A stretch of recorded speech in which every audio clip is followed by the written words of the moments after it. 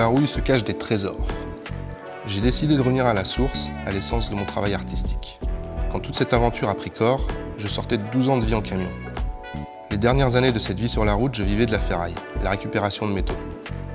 C'est quand je me suis amusé sur ces supports que la magie a commencé à opérer.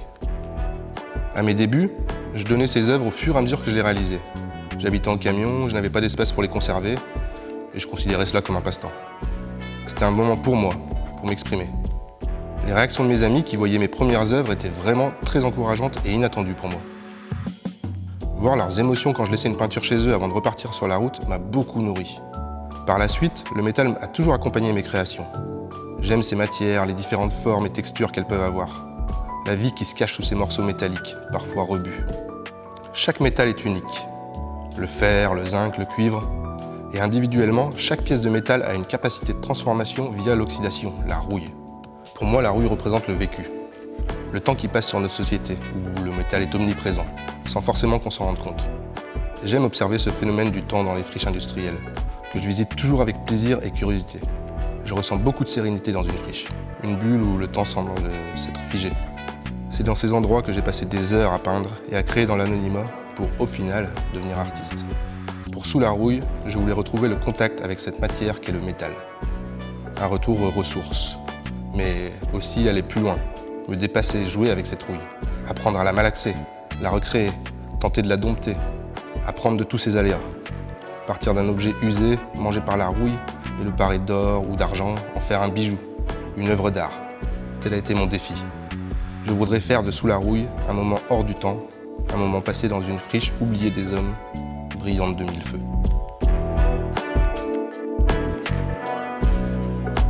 Bonjour Ted. Salut Sylvie. Bienvenue sur cette nouvelle exposition. Merci. Alors on te connaît bien maintenant et on sait que ton travail est toujours en lien profond avec ton ADN. Mais est-ce qu'on peut dire aujourd'hui que cette exposition, elle est un peu le reflet d'une étape de ton passé? Bien sûr. Comme souvent, effectivement, là j'ai voulu revenir vraiment au moment précis où je me suis professionnalisé. Et je sortais de 2 ans où je vivais que de la récupération de ferraille et de métaux. Et du coup, c'est sur ces supports-là que j'ai commencé à peindre et à montrer mon travail, quoi. Ouais. Donc ça te ramène à avant être artiste. Bien sûr. Et qu'est-ce qui a fait qu'à un moment donné, il y a quelque chose qui a basculé, qui a fait que tu t'es reconnu artiste, en fait, prêt peut-être à t'assumer, à passer le pas?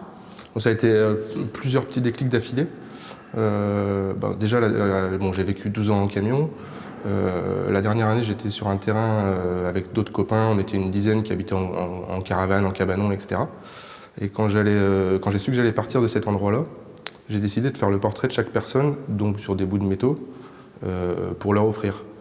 Et si tu veux, moi, c'était pas un acte artistique dans ma tête, c'était simplement je savais le faire.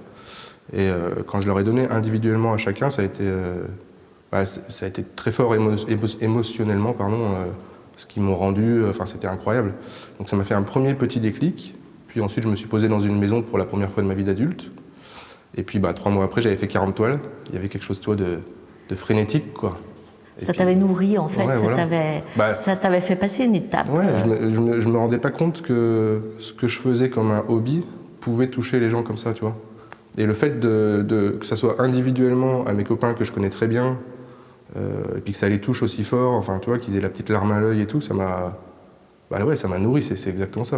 Ça m'a touché au plus profond de moi-même, quoi. Alors le portrait, c'est vraiment ta prédilection, c'est très important. Sur cette nouvelle exposition, on est toujours sur du portrait.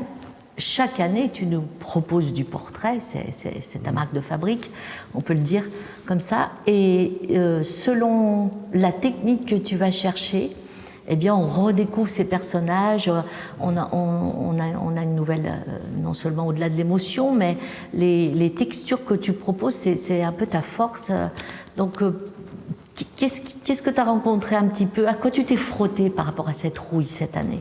La rouille, déjà, bien sûr, mais toute chose. Tu t'es frotté quand même. Mais le challenge, c'était de la dompter, d'avoir des supports atypiques Et puis, c'est un truc que j'affectionne particulièrement, de récupérer quelque chose qu'on destine à la poubelle et de le remettre dans le marché de l'art. Je trouve ça... moi, c'est quelque chose qui me touche beaucoup.